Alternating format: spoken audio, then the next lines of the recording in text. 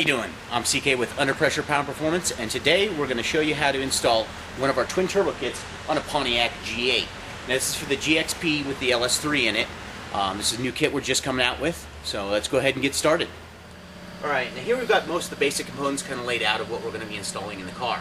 So to start, we're going to take off the initial stuff. We're going to go ahead and get rid of the front bumper, pull it off for now. That's going to give us access to the intercooler. We're going to go ahead and take off the air intake setup. That's going to give us access to the throttle body in that. And then we're going to take off the exhaust. Now we're going to leave the headers on there. But we're going to go ahead and pull the cat section here out for right now, and that's going to give us access to right where the turbos are going to go. So we'll go ahead and start by disassembling everything and getting it all set up and ready for the turbo to go in. Okay, now you can see we've removed the cat section here. We've got this big open space, these nice pockets here on both sides. That's where our turbos are going to go. So the first thing we're going to do is going to be the exhaust here. Now, because there's so many different types of exhaust, and some of you guys have aftermarket, some of you guys have stock, we've designed it with a V-band clamp setup. The downpipes coming off are going to be 3-inch, so if you don't have a 3-inch exhaust on there, the end of this will need to be swelled. So what we'll do start off first is we'll cut the exhaust here. Just cut it right where the flange is. That way you can get the 2.5 bolt flange off for now. That'll allow us to at least slide our downpipe up, kind of get everything positioned in it, and then we'll come back and address the exhaust here later. That'll actually be one of the last sections we do. Now, these here are going to be our up pipes, and basically these are going to just slide right in like this. The turbos mount here, and then we mount up the downpiping, the exhaust, and everything else.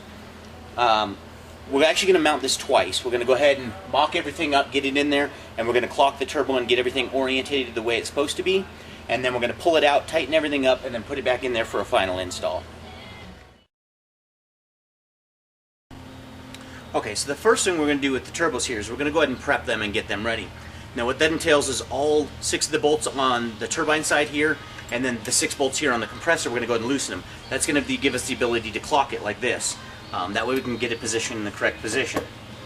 We're also going to go ahead and install our oil feed.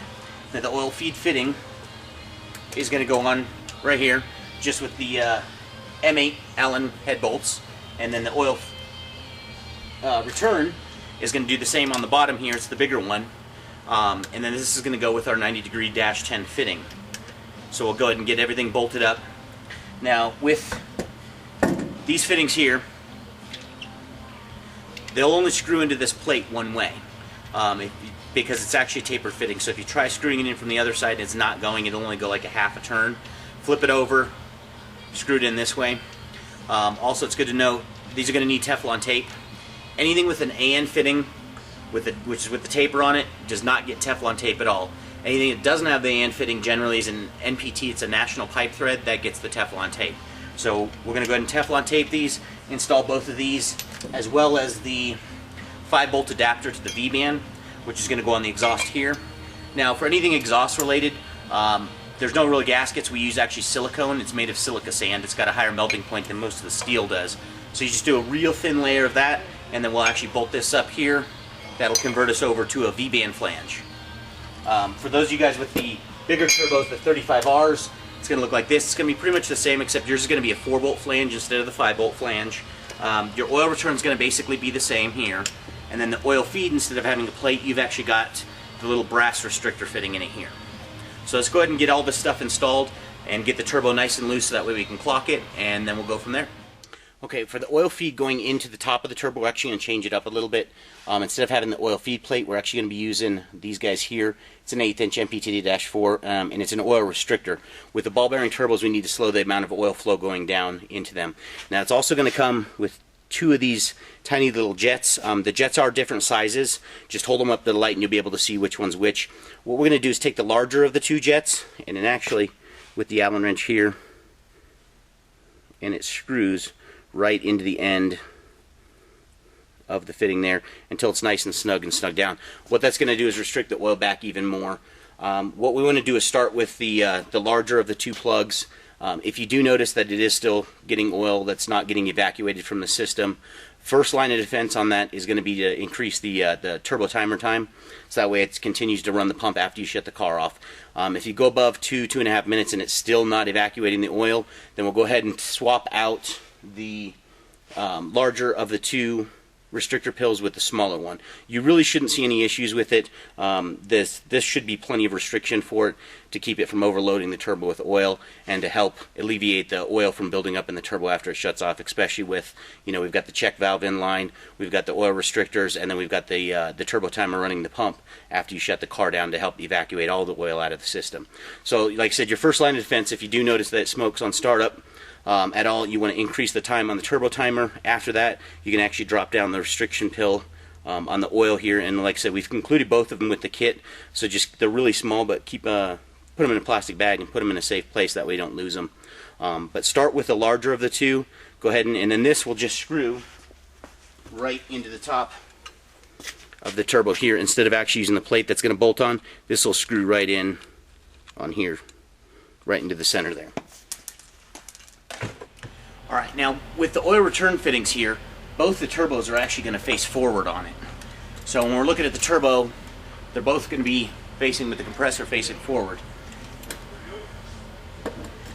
Each of these oil returns here, the flanges, they're all both going to need to be pointing in towards the center of the car. So you have one on this side like this, one on this side like this. Now you won't really be able to get the bolts in there once you've actually got this in there. It's hard to get an Allen wrench. So what you want to do is pre-plan and get it to where it's pretty snugged up. Like right there, it's nice and snug. So if I put the bolts in now and then turn it that last half a turn, then this one's going to go on this side, so I want it facing that way. And you just pre-plan on that side that goes on that side. You put the two bolts in, turn it, so when you get done, it'll be facing this way here. That way everything's orientated kind of where it's supposed to be. When you get done, these here will basically be at a direct 90-degree fitting, meaning they should be facing just like that. When you're looking at them, they shouldn't be hanging out here like that. Okay, now for the oil lines, the fittings as we go on, we're just going to use a light little bit of RTV sealant on there to make sure it seals up. Make sure, especially on the oil feed, that you don't get it into the hole. With these turbos, the oil feed is restricted, so it's a really small hole, and any little amount of RTV that you get in it is going to stop it up. So when you smear it on just the outer edge, but make sure you get a good seal on it.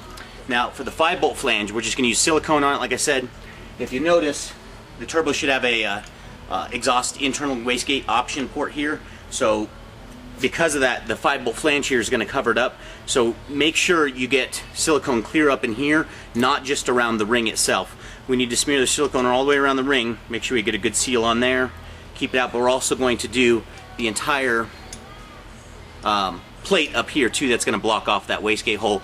That way we won't have any problems with exhaust leaks there. Okay, now you can see we went ahead and mocked everything up, got the turbo prepared.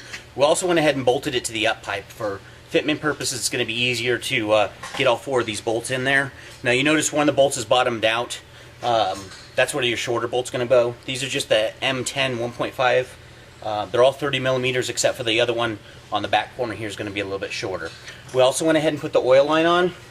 This is going to be a little bit harder to get to once we get up in there. Plus we want to mock it up to make sure that the oil line's not actually making contact with the up pipe here. So when we get it up in there, it'll go like that. Now the shorter one is going to go over here on the driver's side, the shorter of the oil feed lines. And the 45-degree angle goes onto the oil feed. The 135 is actually going to go down on the bottom, where we're going to be pulling our oil from a little bit later. Now you also notice that the flange is slotted here. So what we're going to do first is go ahead and get our nut and bolt set up inside of here to where it's already threaded through, and that way we can just lift the whole assembly up in there, hook it into place, and put our last bolt in, and then we'll go ahead and mock everything up. Alright, so now you can see we've got it mocked up in here, and the compressor and the oil are all going to be independently rotatable from each other. What we want is, when it's up in there, we want the compressor to be coming off pretty much horizontal here. So we're going to lock that into place as it is there. And then the oil, we want the oil return to be coming directly out the bottom, so that way it's pointed just a slight bit, so that way it's got a little bit of a slant for the oil return line coming off of it there. Now, you'll notice that there is a little bit of playroom in here, and that's to help give it a little bit better fitment. So we'll want to test before we tighten it the final time. We'll get the wastegate mocked up on there as well, and that way we can make sure that there's enough clearance room in here. If you guys are hitting on anything up in here, you can also loosen these 4 bolts back up again that bolt the turbo to the up pipe. That'll give a little bit of playroom in there too, but it should have enough flex flex to move around and function to where you can actually get everything in there. And you notice our oil lines on the top here, we're making sure that it's clear of the up pipe and everything. So what we're going to go ahead and do is once we get everything set where we want it, we'll just go ahead and tighten down one bolt on each the compressor and on the turbine.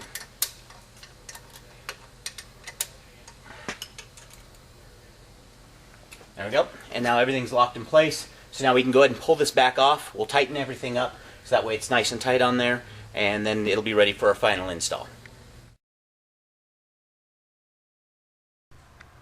Okay, for this part we're going to show you how to install or prep the oil feed assembly to get it ready for install here. This is basically what it's going to look like when it gets done.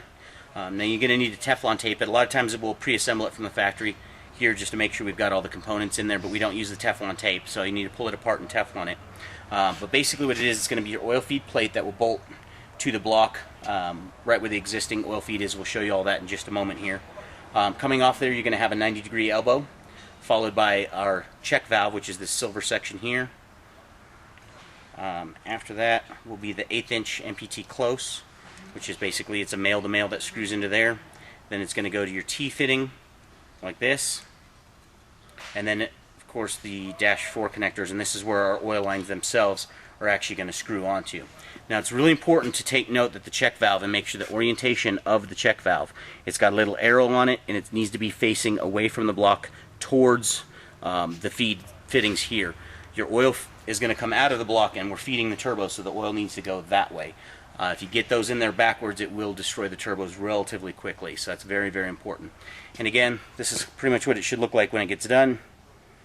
And then we'll go ahead and bolt this up in there, and we'll be ready to feed the turbos. What we're going to do is we're going to install it right here next to the oil pump.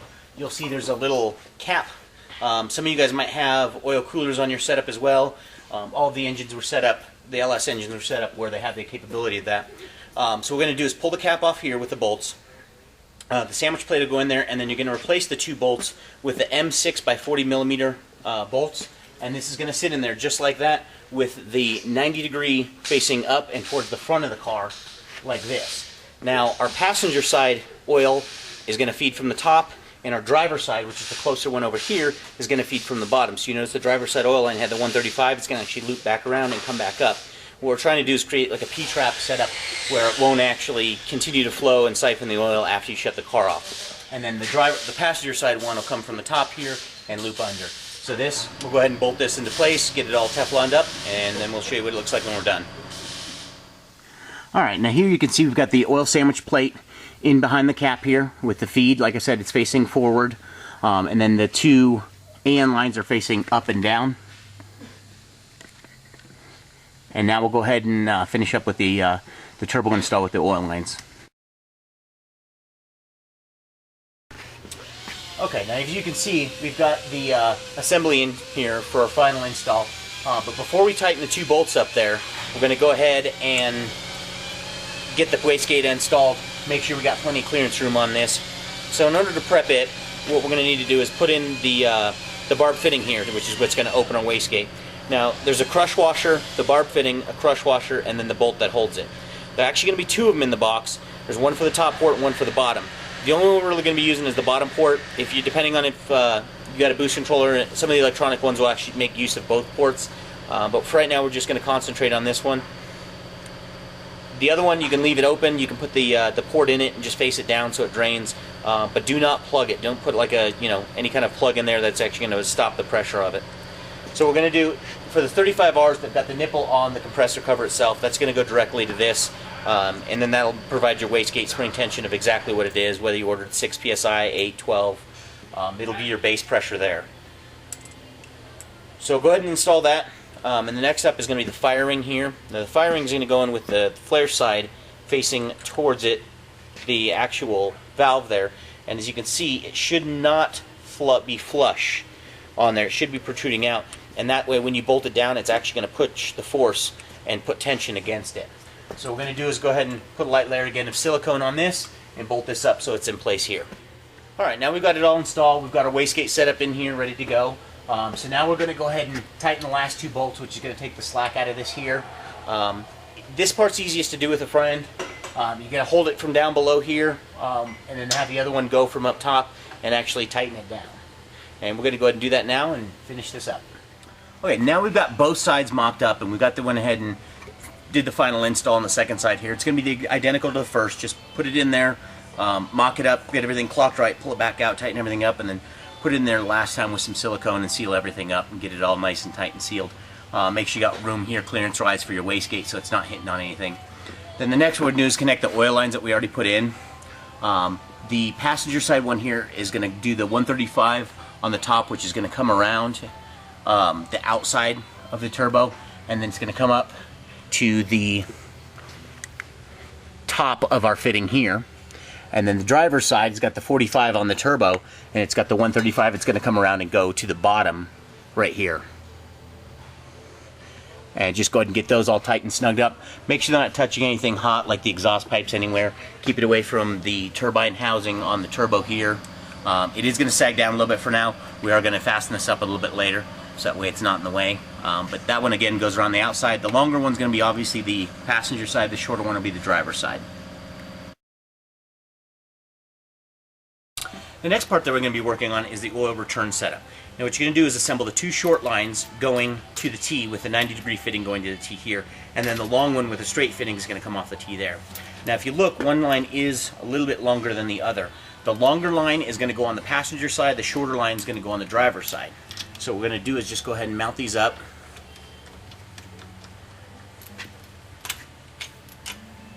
To here and here. Get them started in there, and then the T fitting will sit right here dead center. Now the long oil return line here is going to go up over the frame rail. It's going to go below all the power steering lines. Now the power steering lines are going to kind of be in the way, so you're going to actually have to bend them and pry them up a little bit, just enough to get this big fitting through there. Once you get that through there, we're going to come out the front side here and go over to the passenger or the driver's side wheel well area, which is where we're going to be mounting our oil return pump. All right, the next part is going to be the oil mount or the oil return pump itself. Now this is our hose that we just came up over our cross member, and it's basically going to go and snake right up to here. This is our oil return pump, and we're going to actually mount this right in here like this. Now in order to prepare the oil return pump, what you're going to want to do is actually these legs here are going to have a little bit of taper on them, and they're a little too long, so just take a pair of dikes, clip each one of them off just so they're nice and straight like that. Then you take the 4 bolts out of the bottom of here. That'll release the bracket, and it's easiest just to hold the bracket up. Then we're going to use the self-tapping screws and actually drill it in, and that'll you can use the bracket actually as a template to mark where you're drilling the screws in. Just go ahead and drill them in. That way the bracket itself is mounted. Then what you do is go ahead and pull the bracket back off, remount it to the pump like this, and then put your screws in it. And we're actually going to go ahead and finally install on it. You can see the holes have already been drilled on this one. So we're going to go ahead and finally bolt it up there, and then the 10 AN line is going to come in from the bottom. Now they are marked on here in and out. The dash 10 AN line to the 3/8 is going to go on the bottom, and then the dash 6 is going to go out the top. Now again, the NPT thread fittings you do use Teflon tape. The AN fittings you do not. So we'll go ahead and Teflon these and get this pump mounted up. Okay, now as you can see, we've got the oil return pump mounted here. We got the dash 10 line coming into the bottom of it, and then we're going to go ahead and attach the dash 6 line to the top of it, which is just going to come right across here and go over to our oil fill cap. Now for our oil fill cap, most of you guys are just going to have the plastic one. You can opt to get these, the aluminum ones. They're a little bit cleaner. You get them on eBay for I think like 20 bucks or something. But all we're going to do is we're going to drill a hole right through the center of the cap, and then we're going to tap it with 1/4 inch National Pipe Thread, 1/4 inch NPT tap. Now for the factory ones, it's not actually a solid piece of plastic. It's going to be 2 layers. So when you're drilling, be careful as you go through the first layer, because a lot of times it'll hit hard. So don't put a lot of pressure on it when you're drilling. That way it doesn't go down and break the second layer, and just drills through it nice and smooth. And then go ahead and tap it. Tapping the plastic cap works just fine as well. Go ahead and tap it. We're going to Teflon tape this with some thread sealer there. Goes onto the cap like this, and then our oil return. Now you're also going to want to make sure that you orientate it on the cap, that you get it when it's in its final tight position, so it's pointed in the right direction. You don't want it pointed at the back of the car. It's going to thread on like that. That way when our oil pump, return pump is running, it's going to dump all of the oil right back into the valve cover there. Okay, now we got that done, we're going to go ahead and move on to the intercooler. Now for the intercooler, we're going to go ahead and mount the blow-off valves. Those just mount with the M10 Allen head screws that come with it, and they're going to bolt right to the intercooler here, and they can be facing down and outward on it. Now to mount the intercooler to the car, we're going to be using these brackets here. Just the L-shaped bracket. These are going to go ahead and bolt to the intercooler like that. Now when we bolt them, they're going to be facing forward, so we want this facing towards the blow-off valve. It'll actually go on there like that, and the intercooler will sit on the front side. Reason being is the radiator sitting right here, and we don't want, you know, this much of the bolts going out and actually digging into the radiator. So we're going to mount the bolts and everything through the intercooler like this on both sides, and then we're going to slide it right up in between here. Now we went ahead and removed the windshield washer reservoir for the time being. Pull it out, slide the intercooler up in here, and then we're going to mark from the bottom side 2 holes right here and here, which is actually where we're going to drill as a mounting point for our brackets. And then the intercooler is just going to hang via these brackets right here. So we'll go ahead and mock that up now and mount it and show you what it looks like when it's done. Okay, now it's easiest, go ahead and unbolt the radiator, the brackets from the top, so that way the radiator can push back out of the way. It's going to give you some more room. Now when you drill the holes, they're going to be just slightly off from the alignment holes here. Now pay attention though on the back side where you're drilling once you line it up, because there is this vertical piece here, and you obviously don't want to drill through that. You're going to want to be just to the outside of that with a bracket. So make sure when you drill your hole before you drill it that there's plenty of room. That way the bracket's not hitting on this here. Same thing goes on this side here. Make sure it's away from the vertical pieces. That we've got plenty of room. And once you get them in there, they should have a little bit of free play on them, so we can shimmy the intercooler and adjust it around until we get it perfectly seated where we want it to. Alright, now to route the intercooler plumbing, we've kind of got it laid out for you here. But we're going to first start off with is at the turbos. On either side we're going to use a 90-degree elbow. For the GT35R guys, it's going to be a 2.5 to 2 inch 90-degree elbow. For the 30Rs, it's going to be just a 2-inch elbow here. This is going to need to be cut down, because as you can see, the further this sticks down, the worse on the ground clearance you get. So what we do is just take the 2-inch here, one of the regular 90s out of the kit, put the T-bolt clamp on it and use that as a guide, and then just take a razor blade and we're going to trim it and cut it down, so that way it looks more similar to this when you get done. That way it's going to shorten it up. It's still got enough room for the to clamp on and for the clamp to clamp around it, but we're getting rid of this excess waste of space that we're going to be hanging down. That'll prevent us from hanging down too low. Now if we look at the piping, we'll start on the driver's side here. It's going to be the 90-degree elbow, then the S-pipe in the kit, then a straight silicone coupler, a 90-degree bend, a 90-degree coupler, a 90-degree bend, a 45-degree coupler, a 135-degree bend, and then the last 45-degree bend, which is actually going to be the reducer, going from the from the 2-inch to 2.5-inch. Now on the driver's side over here, we've done the same thing with this 90-degree. We've cut it down, and then we go into a 90-degree bend, 90-degree aluminum, straight coupler, 90-degree, 90-degree coupler, 90-degree, 45-degree coupler, 135, and then finally the 45-degree coupler, which is again the 2 to 2.5-inch. The way this is going to sit in there is actually pretty much like this here, and it's gonna, what we're going to do through both turbos is going to come down from here. We're going to snake up in this space right next to the oil pan, and then we're going to go up, and we're actually going to circle around the just up over the top of the steering rack here, and then with each of them we're going to come down through this opening here and come around and go to this. So we'll go ahead and mock it up real quick without the clamps on it, just to give you an idea of what it looks like. And then once everything's fitted and final in there, when you guys go to do the install, go ahead and put the clamps in, but don't tighten any of them down until you get all of them in there. Then you can go in and actually tighten them all up. Okay, here you can see we've got the intercooler piping all routed up. Now right here we're coming off with a 45-degree bend. That's going to from a 2.5 to our 2, and then our 135. And the idea of it is everything should be tucked up level with or higher than the frame rails and everything on the car here. So we're going to come off, we do a 135, and then we go into a 45-degree bend, and it's going to happen with that on both sides. Both sides are set up really similar to each other. Next, we're going to do a 90-degree that goes straight vertical with it, and then a 90-degree bend that's going to shoot it out towards the driver's side here. And then you can see we come up with another 90-degree bend to our straight coupler. The straight coupler goes to the 90-degree bend here. You can kind of see what we're doing is just circling around basically the whole alternator area there. We're kind of doing a big long U bend around it.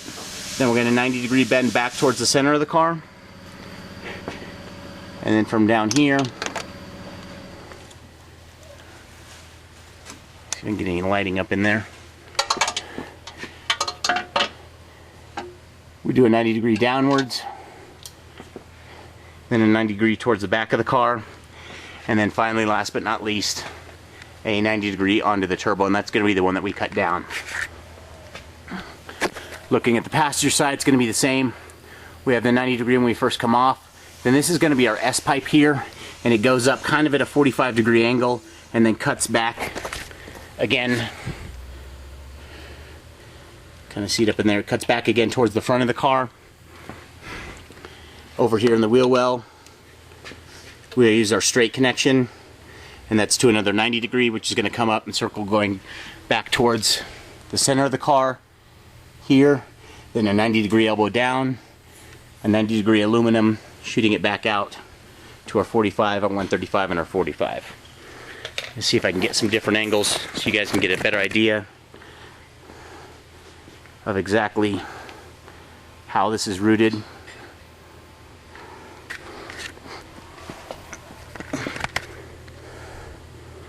This is from underneath what you could see. So again, what we're doing is we're shooting up, and then we shoot around each of the suspension components here. We come over and we drop straight back down and come out. And that happens on both sides. We go up around this here, come straight over and drop straight back down, and then again what you can see. Now that we've got it mocked up, everything fits in there, we're going to go ahead and adjust it till we get the best ground clearance, and then we'll go ahead and put our T-bolt clamps on and tighten everything down. Okay, now that we've got the lower part of the intercooler done, we're going to concentrate on the upper part. So what we're going to do first is coming off of here is going to be our 45-degree 3-inch silicone coupler, and that's going to go into our 135 3-inch aluminum bend right here. Now, it's usually easiest, you can pull the headlight out. That'll help you get enough clearance room for this silicone coupler. What you'll need to do before you can get really enough room in there, though, is we're going to unbolt the radiator from its factory mounting points, and it's actually going to slide back a little bit like this. So we're going to lean the radiator back at just a little bit of a slide angle. Then we're going to use the mounting brackets here, which will slide right over the radiator here, and then they'll bolt up on the inside here with our M6, and it's a 16mm screw.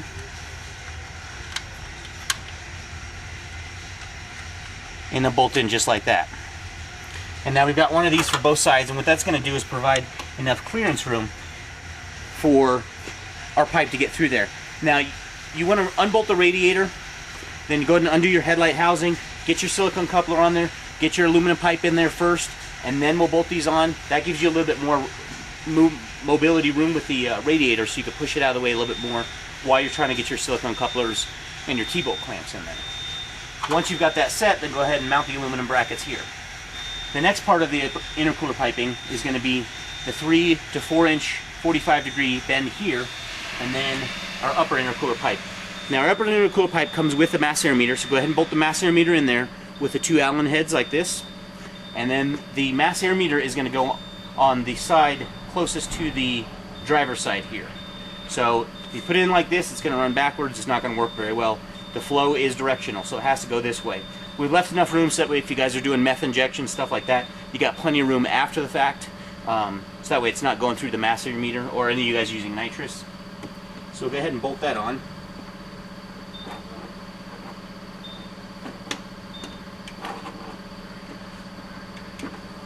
And then the last piece here is going to be our 4-inch 90-degree silicone coupler, and we'll go ahead and slide that one into place there.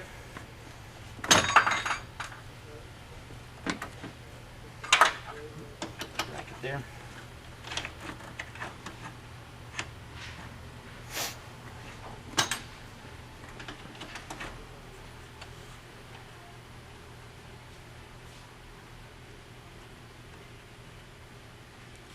Alright, and this is what the intercooler setup should look like once you get done with it.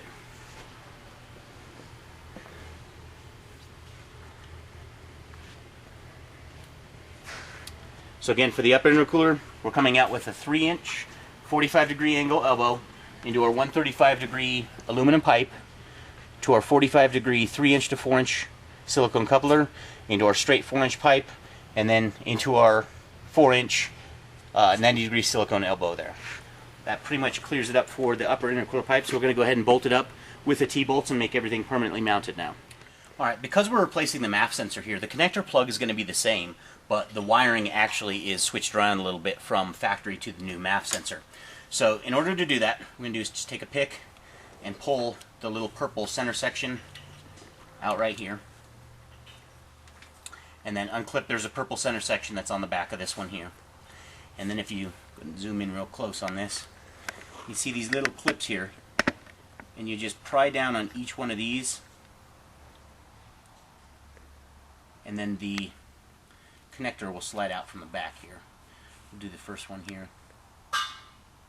So just pop down on that. Your pin will actually slide right out from the back, and then when you go to put it in, just make sure it's oriented the same way as the others until you hear a click like that. Now, the only wires you should have to switch are actually going to be the black and the pink. They're in there backwards. So this one's already been done. So we'll go ahead and stick the purple connector back in there. So again, you're going to switch the black and pink wires around. And when you get done, the coloring should be like this. If you're holding the connector facing up with the push lock button facing towards you, it should be yellow, black, pink, brown with a white stripe, and then brown. So make sure that the first three are yellow, black, and pink. The last two are going to be your IET sensor wires. You can switch those around. It doesn't really matter. Or if you guys are doing meth injection and you're pulling the meth out and you're going to install a downstream IET, those are the wires you're going to be after. But the most important here is going to be the first three, and it's going to be yellow, black, pink, and in that order. And then once you do that, you can plug it in, and you're good to go on that. Alright, for the next part, we're going to be installing the fuel injectors. Now all you're going to do, unbolt the fuel rail, lift it up, you can pop the old injectors out and the new ones in. That's a pretty straightforward deal, so go ahead and get that installed now. Next part we're going to be looking at is going to be the vacuum lines. Now your two blow-off valves here are going to need to go to a vacuum and boost pressure source. So what we're going to do is go ahead and tee those together and then run your vacuum line up to just behind the throttle body here on the passenger side. On the back of the intake manifold there is this hose here, and it actually connects between the intake manifold and the lower valve cover assembly there.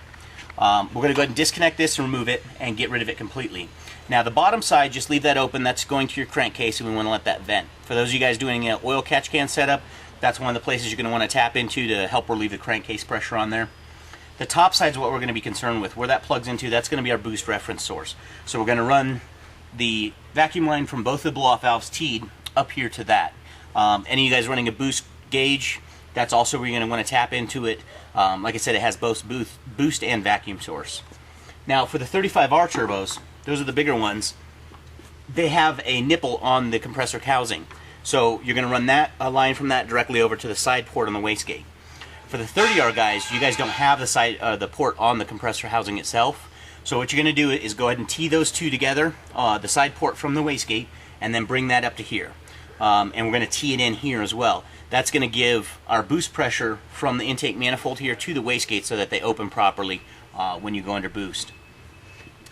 The other one that we're going to remove is from the stock intake airbox. This connects over here to the vent on the passenger side valve cover, and then this went to the old intake.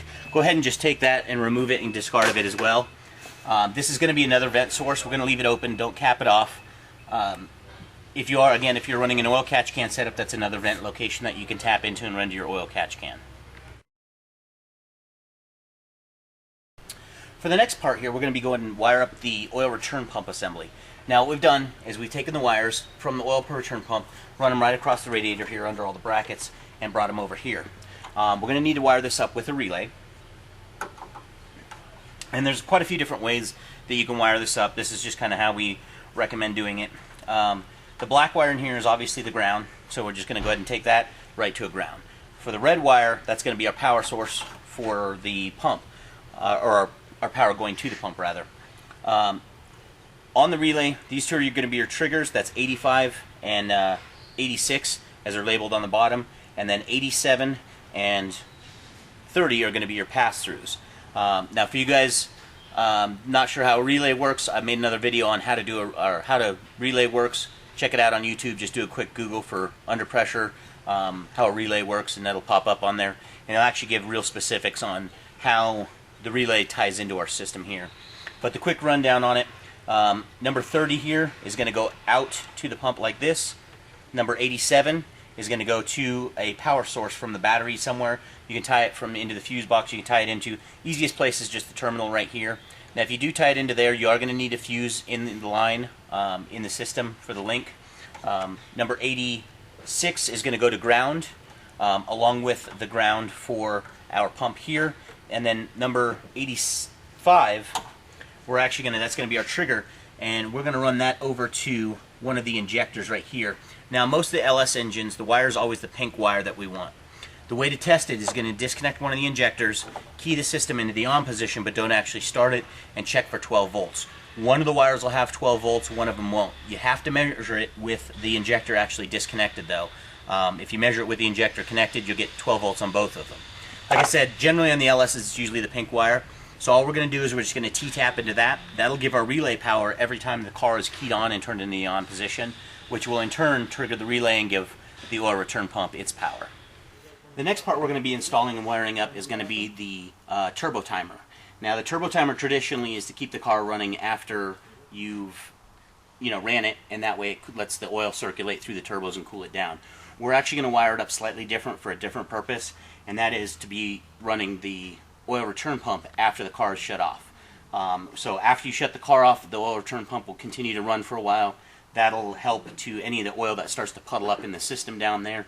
It'll evacuate that oil and put it back into the crankcase where it belongs, instead of letting it puddle up in the lines and then back up inside the turbos. So in order to do that, we're going to take, this is our red wire here. This is the one that we just hooked up for the relay going to the injectors, to the injector to give our relay its trigger wire.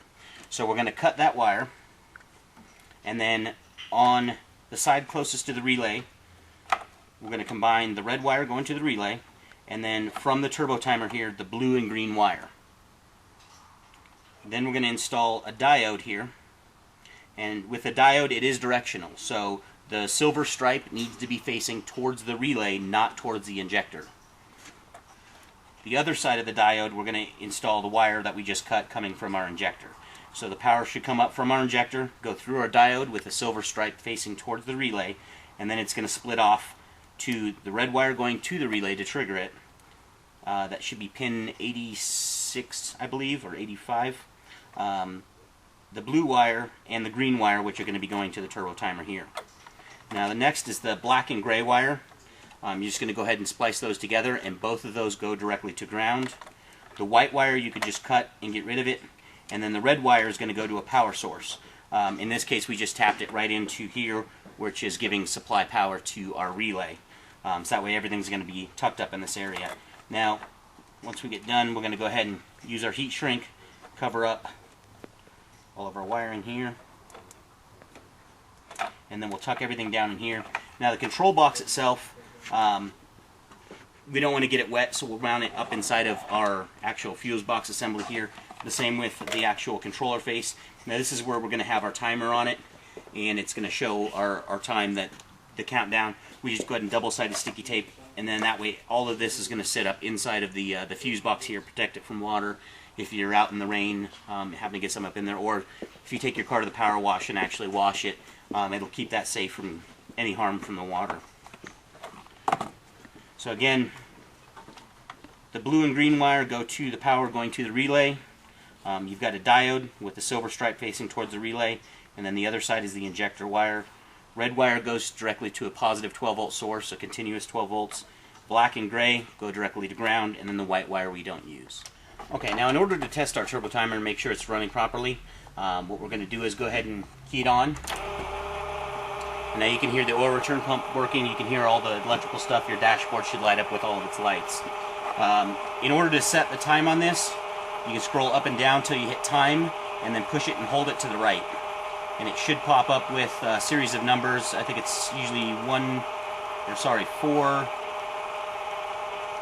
L1 is what you guys will get it at when it first comes. Press it and hold it to the right one more time, and that should give you 1.00. That's 1 minute. Go down, and that's actually seconds. So we're going to start it off with a minute. The way it'll work is basically your car shouldn't smoke in that anything at all.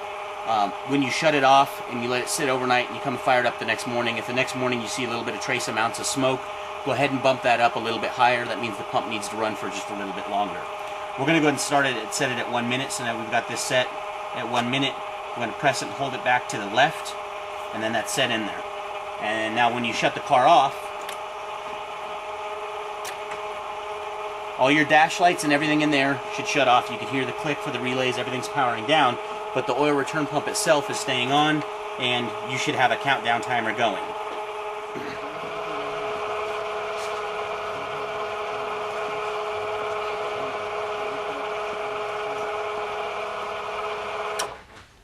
Now when the system powers down or counts down, it'll automatically shut it off. That should have evacuated all of the remaining oil that's in there. Like I said, if you do notice trace amounts of smoke when you fire it up after you've run it before, go ahead and bump the time up on it, and that'll just help evacuate all the rest of the oil. What'll end up happening is the oil from the turbos, and that's all in the lines and in the turbos, it's pressurized. Once you shut the car off, it's still pressurized. That oil goes through the turbo and basically into the oil return lines. But because the turbos are mounted so low, there's not a lot of room for the oil to evacuate out of the oil or out of the turbos. So what ends up happening is it fills up those lines until the point where it actually starts to fill up back up into the turbo. Once it backs up into the turbo, it'll actually leak over into the exhaust. So when you start it up, the hot exhaust is just going to burn it right away, and that's when you're going to get your smoke. So if you do see smoke, it's not signs of bad turbo seals or anything like that. 99% chance it's the oil's not evacuating it out of there, and you need to run the pump for a little bit longer. If you do get a little bit of smoke, run the car for a while, because it will take a while to get the smoke out of there. Once you get the oil in the exhaust, especially if you get a lot of it, it'll take quite a while to burn it out of there. So that's basically it for the turbo timer setup here. We're going to go ahead and mount everything in here and seal it all up. One last thing, another way to test it, to make sure it's powered on and working correctly, is when you shut the key off and all the dash lights go off, come back around, test on one side of the diode, the side that's closest to the injectors, you should get 0 volts on it. When you test on the side of the diode that's closest to the relay, it should stay at 12 volts. As long as this is counting down, and then once it counts down, everything should shut off.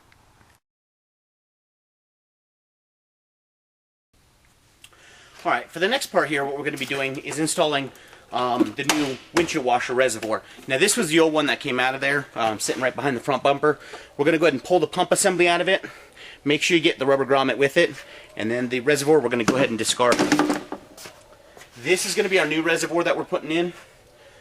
You notice the hole already in it, so go ahead and take the rubber grommet, stick it into the hole first, like that, and then our pump should just slide right in and be nice and secure like that.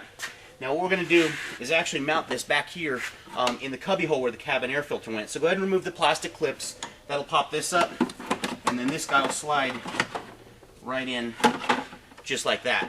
Now what we're going to do is drill a couple of holes right here and here. You can see we've actually already got them pre-drilled. And then we're going to go ahead and mount it with the M8 by 1.25 nut and bolt, along with 2 washers to kind of secure it and hold it in place in there.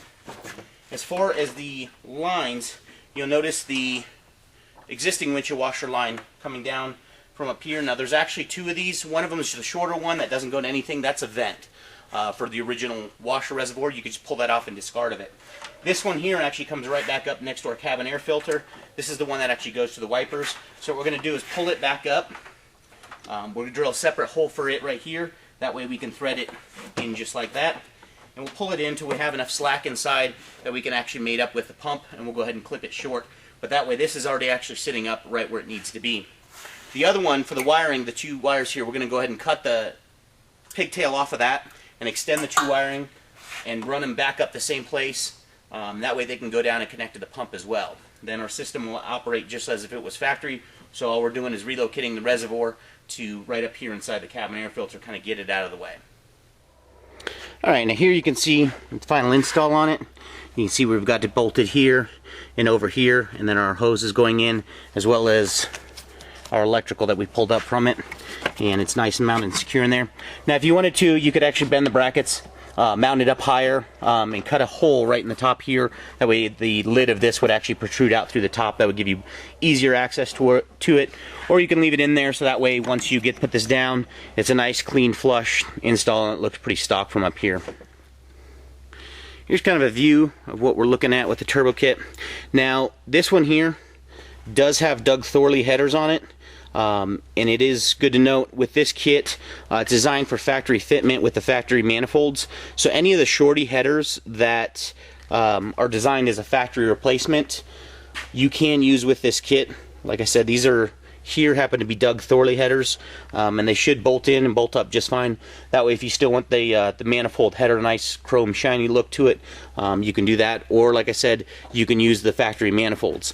The header option will obviously flow a little bit better, for those of you guys going for the real high horsepower, that's probably the option you want to go with. Alright, next we're going to go ahead and finish up on the underside with everything down here, and what we're going to start with is going to be the intakes on it. This is an intake pretty much assembled of what it should look like when we get done. We're going to come off the turbo with a 2 3/4 to a 2.5 inch 90. So these 2 silicone couplers are different. One of them's got a bigger end on it. That's going to go towards our turbo. We come off of there, and then we've got the silicone, or the stainless steel coupler connectors for silicone that we're going to slide into there, into our another 90, another stainless steel coupler, and then finally the turbo. So when you get done, it should look like that, and it'll sit up in here with the turbos facing forward. Now you want to watch where the headers are, depending on what headers and that you're running, to make sure you're not actually making contact with them, touching them here. If you do need to trim some of it down to make these 90s a little bit shorter, you can just take a razor blade and trim a little bit off. That'll shorten it up so you can get a little bit more length this way, or you can decrease the height slightly that way. You're going to probably need to take these apart into pieces because it is so limited in room in there. So what we're doing is actually just assemble the filter. Get it apart here. Assemble them in small sections like this. We'll slide the filter up in there, then we'll do the next 90-degree section with the stainless coupler in it, slide it up in there, and then finally the last one here. And then we'll go back and tighten everything up.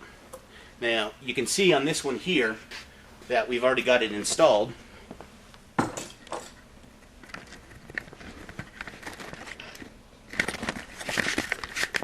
So we've got our passenger side already done here. And you can see the 90 just shoots straight up there. And then it 90s forward. And you can see our filter sitting right in there.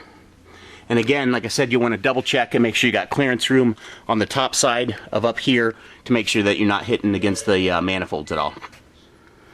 Alright, now here we can see the filters installed right there below the manifolds on both sides. And that's kind of what it should look like once you get it buttoned up on there. Alright, to finish up the exhaust, we're going to go ahead and install the wastegate dump tubes, which is just these little tubes here. They're just going to bolt right onto the wastegates just to kind of guide and direction the flow of the exhaust when the wastegate's open. You get both those on with the M8 by 1.25 hex head bolts. And then the last part is going to be the downpipes themselves. And you slide them up in there. Now the downpipes are directional and they are side dependent. The O2 sensor bung is going to go towards the front, and they'll only fit in there one way, really. So we're just going to slide it up like this and align it, and it should align with your exhaust here. And then we'll just use a V-band clamp to actually connect this and clamp it on here. Now for the back side of the exhaust, what we're going to do is actually draw our line right here, and then we'll crop the exhaust and put the V-band ring in it. Now for those of you guys that have the 3-inch exhaust, basically all you're going to have to do is draw a line. Now the ring will slide over the 3-inch exhaust, so if you draw a line, draw it, kind of hold the V-band up and draw it so it's in the middle. That way, once you get this on there, you'll have a little bit of playroom. If you guys have stock exhaust or the 2.5-inch aftermarket exhaust, you'll actually have to make some little swells. You can basically just go to any exhaust shop, get a piece of 2.5-inch, and they'll swell it on one end out to 3-inch. The 2.5-inch will mate to the back. The 3-inch will mate to our V-band on the front of it. Then you have to cut the exhaust a little bit shorter. So you'll end up having the downpipe in here like this, which goes to a V-band, a 3-inch V-band, which we're going to connect. And then from there, you'll have a little swell section that actually reduces it down to make it into 2.5-inch so they can go back. And like I said again, any exhaust shop really can do that. Then we're going to go ahead and tie in our O2 sensors into the up pipes or the down pipes here. The O2 sensor on the driver's side will need to be extended, so just crop the wires, extend it about 5 or 6 inches, and then solder it all back together. It's important that you use solder on it, as the old crimp connectors, over time, the wear and the voltage on the O2 sensors is actually really important for the ECUs on these cars. So we'll go ahead and solder everything together, get these down pipes installed, and get our dump tubes installed.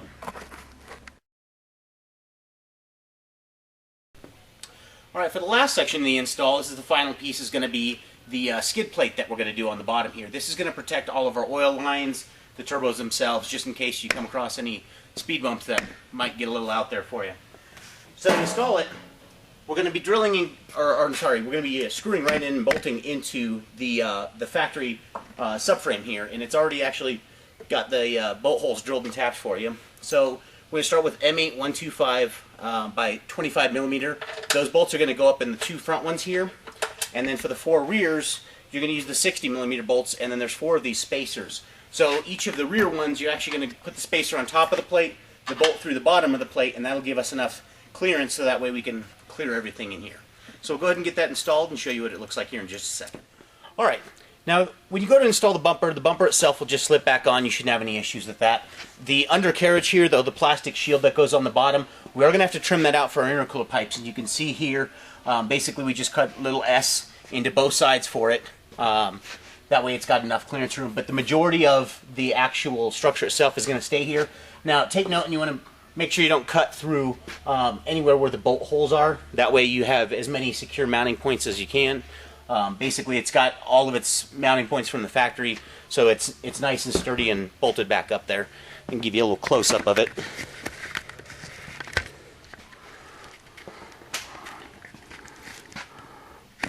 So you can see here where we've actually trimmed it out just enough for the intercooler pipes on both sides here.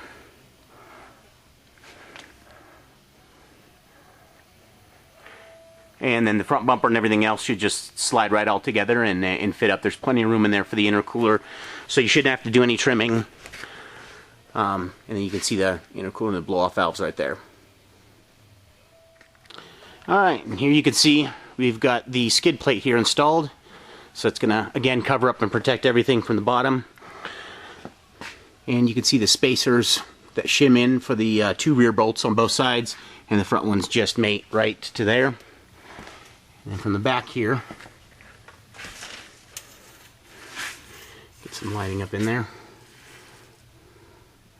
You can see all the turbos, the oil lines and everything else tucked up nice and snug underneath there, and that should keep it all protected and keep anything from happening to it.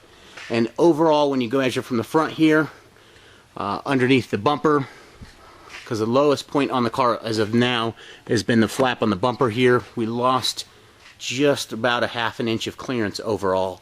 So we've got it tucked up in there real tight. And that's about completes it there. Now it's just ready for dyno tune, so we're going to go ahead and stick it on the dyno and see what kind of numbers we can make with this thing.